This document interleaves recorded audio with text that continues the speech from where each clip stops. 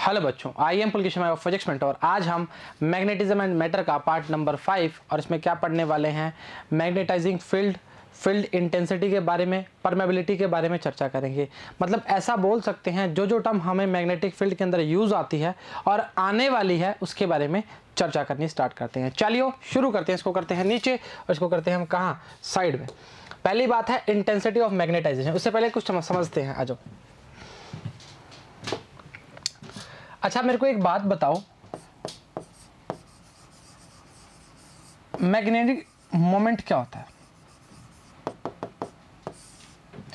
M equals to आई ए, ये तो आपने फॉर्म बता दी, इसका मतलब बताइए जी, समझिए पहले। बहुत सिंपल सी चीज है। हम किसी भी डायपोल की बात करते हैं, चार्जेस को छोड़ के अभी बात करना स्टार्ट करते हैं, साउथ और नॉर्थ।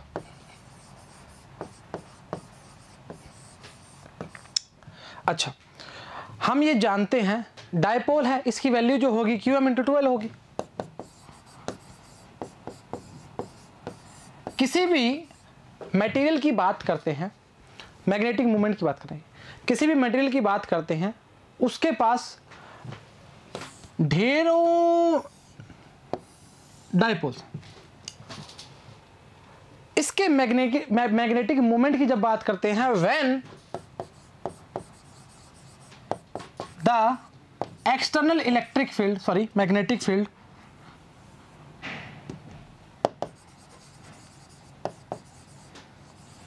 not present,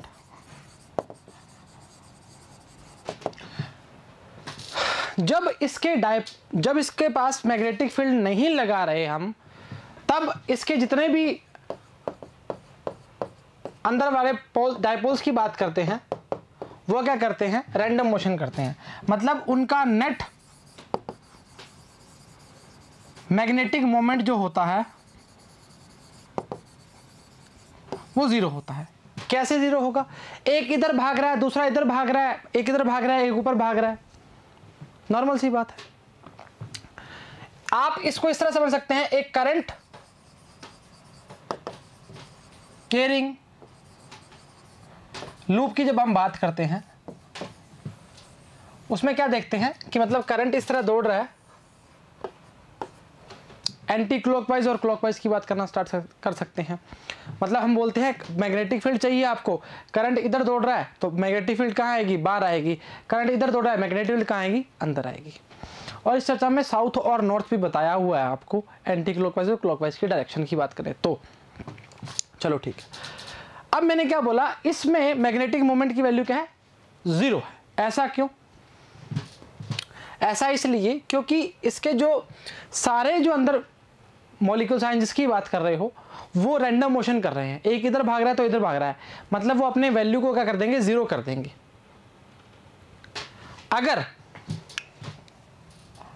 अगर इस पे एक्सटर्नल मैग्नेटिक फील्ड लगा दें तो क्या होगा? सभी तो नहीं, पर कुछ एक दिशा में, मतलब एक डायरेक्शन में अलाइन कर जाएंगे। मतलब कुछ ना कुछ मैग्नेटिक मोमेंट शो करेगा, कुछ ना कुछ magnetic moment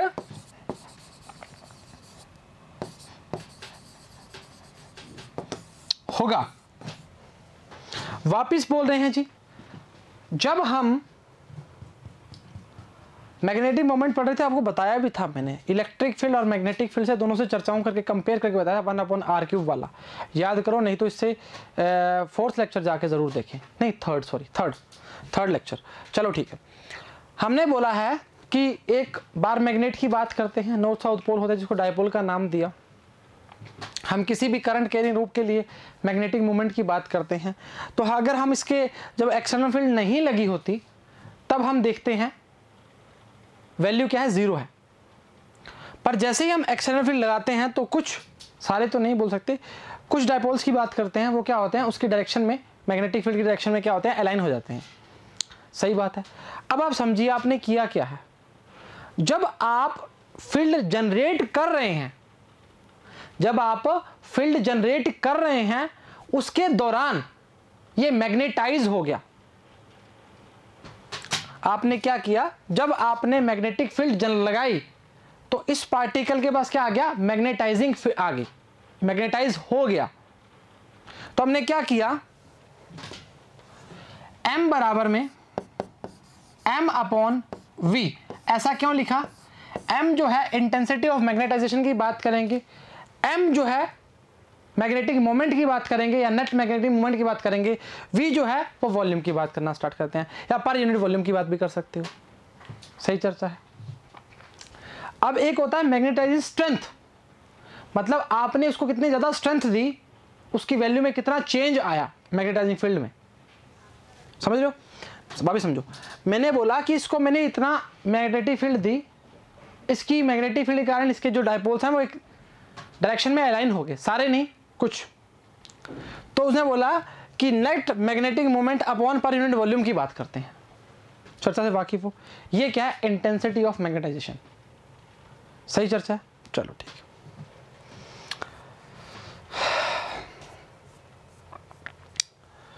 When a magnetic material is placed in magnetizing field, it's get magnetized।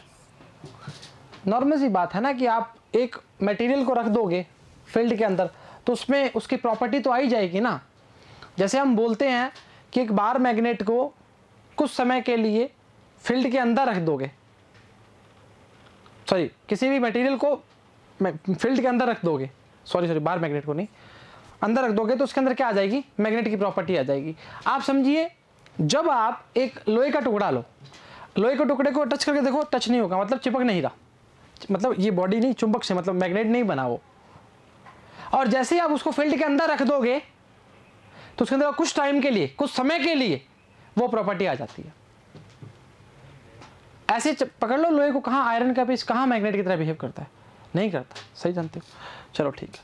The magnetic movement developed per unit volume of material when placed in a magnetizing field. अब हमने क्या बोला था, magnetic field लगाई थी, वही field क्या है, उसको दे रही है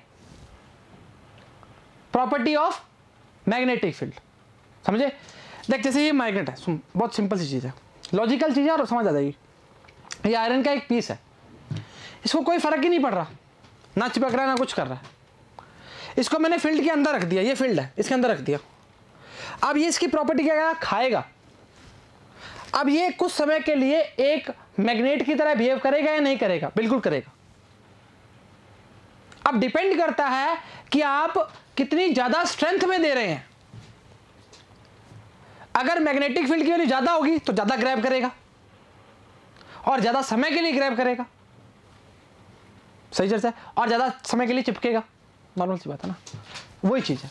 called intensity of magnetization of simply magnetization. m equals to m upon v की बात करना स्टार्ट करते हैं। इसमें कोई दिक्कत नहीं होनी चाहिए, बहुत ही आसान चीज है। ठीक है, आ जाओगे। मैग्नेटाइजिंग फील्ड इंटेंसिटी, अच्छा सोलेनोइड के लिए हमने वैल्यू चेक की थी, क्या थी, म्यू नॉट एन आई। अच्छा मेरे को एक बात बताओ, mu naught permeability, N number of turns, I current. Solenoid में जब हम बात कर रहे थे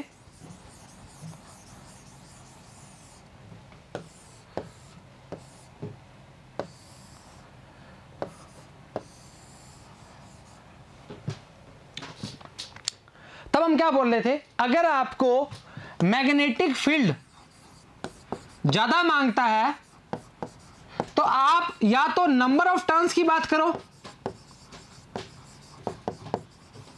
या करंट की बात करो।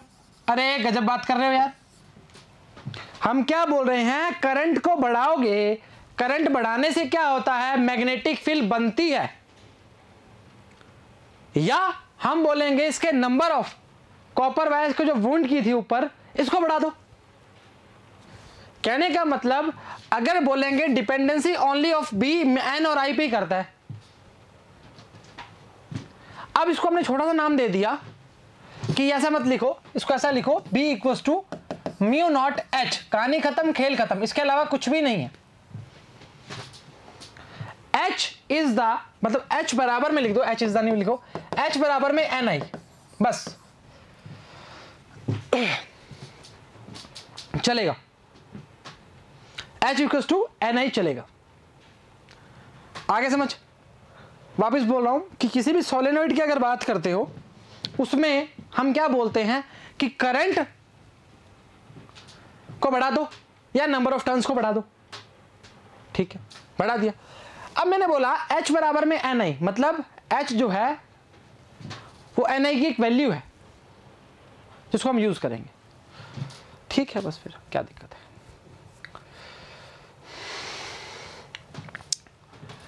Its magnitude may be defined as the number of ampere turns following round the unit length of solenoid required to produce the given magnetizing field। H equals to क्या आएगा, Ni, B naught equals to mu naught Ni या B equals to B naught equals to mu naught H, या H की value क्या आएगी, B naught upon mu naught. सही चर्चा है। इससे आसान क्या मिलेगा तुम्हें। अब देख H जो है ना N और I दोनों पर है, और सोलेनोइड में एक्चुअली होता भी यही था, हाँ है ना। अरे हम क्या बोलते थे कि करंट की वैल्यू को बढ़ा दो या N की बात करना स्टार्ट करो, इसके अलावा तो कुछ था ही नहीं, फॉर्मूले में नहीं है, तो क्या दिक्कत कर रहे हो। N जानते हो ना क्या होता है, N बराबर में बड़ा M अपॉन L। अरे यार तुम तो बिल्कुल ही ये वाला था, नंबर ऑफ यूनिट पर लेंथ की बात करते थे। ध्यान रखना जी, इंपॉर्टेंट है ये बहुत, क्योंकि एग्जाम में आपको कई बार बना के नहीं देता ये चीज, आपको डिवाइड करना पड़ता है पर यूनिट लेंथ के लिए। लगातार पढ़ रहे हैं इस चीज को, चलो कोई नहीं, ऐसा यूनिट तो बता ही दोगे ना, इसमें तो क्या है। एम्पियर मीटर की बात करेगा, अरे भाई एम्पियर मीटर की बात करेगा, एम्पियर अपॉन मीटर मतलब which is equivalent to newton metre -2, tesla की -1 और जूल मीटर की -1, वेबर की -1, जो आपकी इच्छा कर सकते हो। अब देख मैग्नेटाइजिंग फील्ड क्या है, वही चर्चा है कि हमने इसमें कितनी फील्ड बनाई है, लगाई है उस मटेरियल के ऊपर, वही चर्चा है। आजा मैं देखा, बोला है when a magnetic material is placed in magnetic field, material magnetic field, आगे समझ, a magnetism is induced in it. अरे बेटा उसके अंदर मैग्नेटिज्म की प्रॉपर्टी आएगी या नहीं आएगी, अरे गजब बात कर रहे हो यार। The magnetic field that exist in vacuum induced magnetism is called magnetizing field. जो इसने खाया है, समझ रहे हैं ना, ऐसे नहीं समझ आता तो ऐसे क्या, जो इसने खाया है वो फील्ड की बात कर रहा है। एग्जांपल समझ आएगा, a toroidal solenoid carrying a current I and placed in vacuum. याद कर वो चीज, ये ले, ये सोलेनोइड को हमने तोड़ा और घुमा के बना दिया था, PSQ यही पॉइंट लिए थे उस टाइम भी, यहां पे P लिया था, यहां Q लिया था और यहां S लिया था। अगर Q यहां ना लेते हुए आप यहां ले सकते हैं, और यहां पे S था, याद करो, सॉरी यहां था, याद करो यहां पे हमने क्या बनाया था, एम्पियर लूप, यहां भी ampere loop, inside and outside the value of B is 0। यहां पे तो वैल्यू होती ही नहीं, यहां पे करंट अंदर जा रहा था तो वैल्यू I1 - I2 करके दिखाई थी, जाके देखो, और यहां पर ही हमें वैल्यू मिली थी उसकी कुछ, और वो कितनी थी, B equals to mu naught Ni I थी,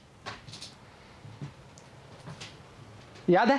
अरे यार कैसी बात कर, देखो जाके फील आएगा, बहुत बढ़िया है, हाँ मतलब समझ आएगा क्या चाह रहा है भाई। चल ठीक है, हो गया, मानते हो, मानना आसान चीज है, तो वही चीज है, B equals to B naught mu naught Ni। देख ले, N टर्न्स पर यूनिट की बात करेगा, लेंथ की और फील्ड की बात करेगा, और सोलेनोइड की बात करना प्रारंभ करेगा। वाकिफ हो ना, आसान चीज है, मानते हो ना, इसके अलावा कुछ भी नहीं है। अब परमेबिलिटी हो गया, ये चीज छोटी मोटी चीजें हैं, ये तुम कर लोगे आराम से। देख जैसे हम इलेक्ट्रिक फील्ड में आते थे, उसमें क्या बोलते थे, epsilon R epsilon upon epsilon not की बात करते थे, सुन अभी बता रहा हूँ ना। और इसमें हम रिलेटिव परमेबिलिटी की बात करते हैं, रिलेटिव, इससे बात करवाएंगे भी, इससे भी पूरा वाकिफ करवाएंगे। अच्छा, ये कैसे आया था?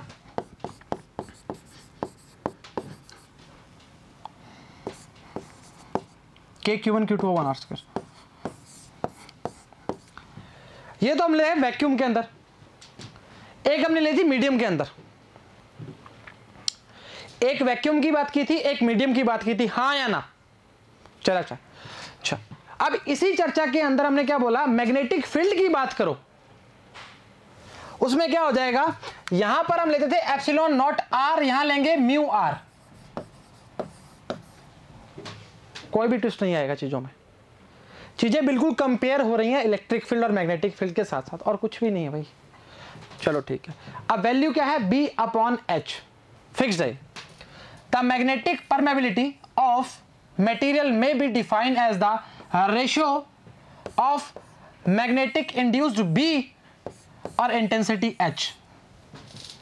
ये क्या थी, ये मटेरियल को रखा हमने फील्ड के अंदर, इसने कितनी इंड्यूस्ड की है, मतलब ये कितने टाइम की बात करना चाह रहा है मैग्नेटिक फील्ड के साथ।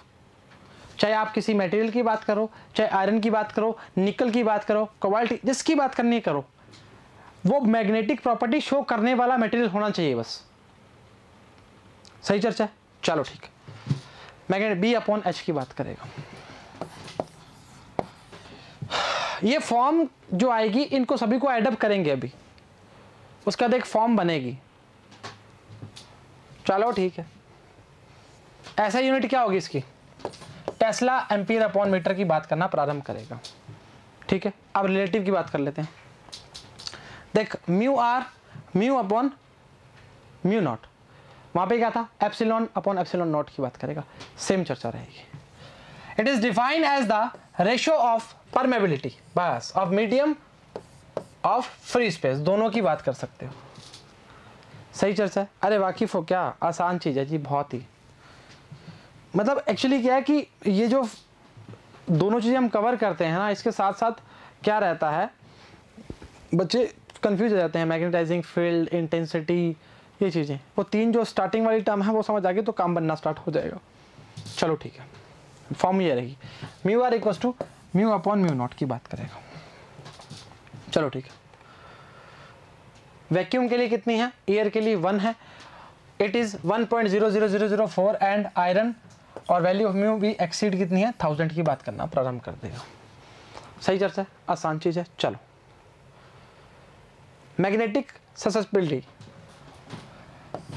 सस्पेक्टिबिलिटी, ठीक है, जो भी है, इसको साई बोलते हैं। ठीक है, क्या बोला है, define ratio of magnetization M और फील्ड इंटेंसिटी H, मतलब वो क्या था, म्यू क्या आया था, B अपॉन H, ये क्या है, M अपॉन H। इसमें क्या है, मैग्नेटाइजेशन की बात कर रहा है, उसमें फील्ड की बात कर रहा था। फर्क समझना जी बहुत जरूरी है। डिनोटेड बाय साई M की बात करेंगे, काई भी बोलते हैं कई जने, उससे कोई फर्क नहीं पड़ता। Is the ratio of two quantities having no unit, मतलब इसकी और इसकी यूनिट क्या है, सेम है, तो कहाँ आएगी, कुछ भी नहीं आएगी। चलो आगे आओ, relation between magnetic permeability and magnetic susceptibility, आ जाओ।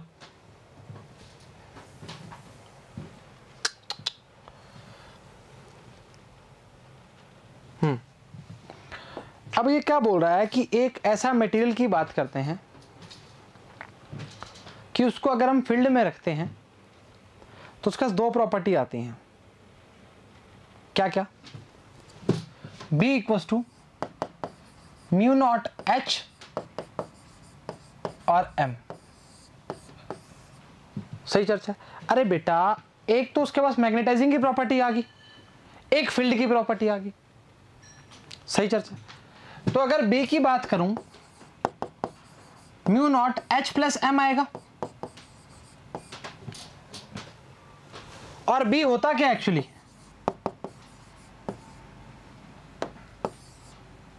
Mu H। अरे B upon H equals to mu नहीं होता क्या? सही चर्चा है। चलो ठीक है। परमेबिलिटी वैल्यू रखो, म्यू एच बराबर में mu naught H plus M. सही है। अच्छा मैं इसकी बात करना स्टार्ट करूं, म्यू एच म्यू नॉट, इसको क्या लिख सकते हो, रिलेटिव परमेबिलिटी। अब चीजें बहुत मैच करेंगी, क्या बोला था, रिलेटिव परमेबिलिटी क्या है था, म्यू आर बराबर में म्यू अपॉन म्यू नॉट, मतलब म्यू की वैल्यू म्यू आर। पहले इसको एक काम करो जी, इस फॉर्म से पहले एक फॉर्म और बताते हैं, वो क्या है बेटा, एच को भेजो नीचे, mu naught 1 plus M upon H, ये क्या था बेटा, सस्पेक्टिबिलिटी, हमारा काई का फॉर्म था, तो म्यू इक्वल टू क्या आएगा, mu naught 1 plus chi M. पहला फॉर्म ये बनाओ, सुनिए जी आसान चीज़ है, मुश्किल नहीं है, बनाओगे तो बनती जाएगी। एक फॉर्म तो ये बन गई, दूसरी फॉर्म क्या बनेगी जी, थोड़ा देर कर रहा हूँ बेटा, वो वैल्यू पुट कर रहा हूँ उसमें, म्यू आर म्यू नॉट क्या आएगा, म्यू आर म्यू नॉट, इस फॉर्म को देखो, म्यू नॉट 1 प्लस, इस फॉर्म को सॉरी, एक ही बात है, उससे क्या फर्क पड़ता है, म्यू आर की बात करेंगे तो क्या आएगा, 1 प्लस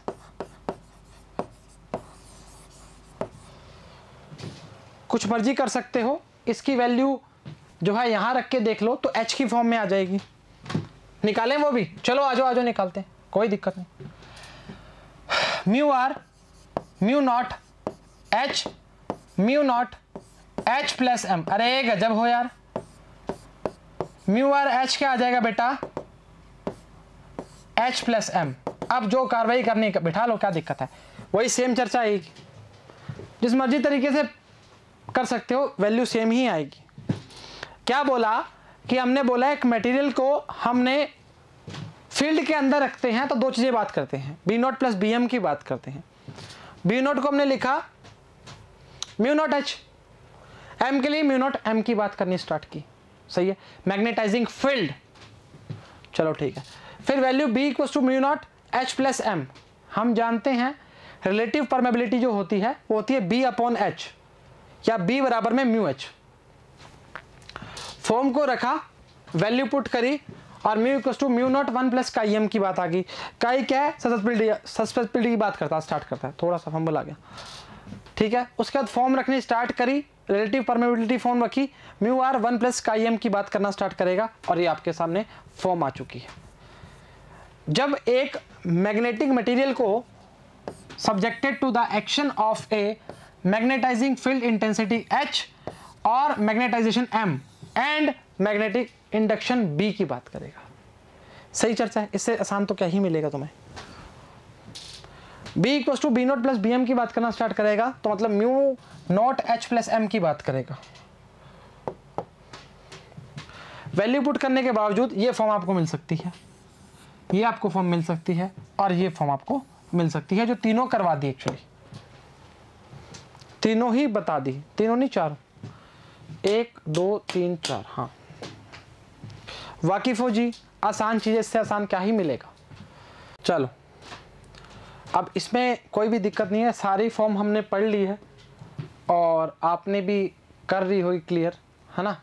ये छोटा कर देता हूँ थोड़ा सा, ये लीजिए जी, सारी चीज़ें एक बार फिर रिकॉल करना ताकि दिक्कत ना है, और उम्मीद करते हैं लेक्चर समझ आया, पसंद आया, बराबर देखा, बराबर उतारा, बराबर ही घर वालों की बात मान रहे हो। तो आज के लिए इतना ही, सभी को all the very best and thank you very much.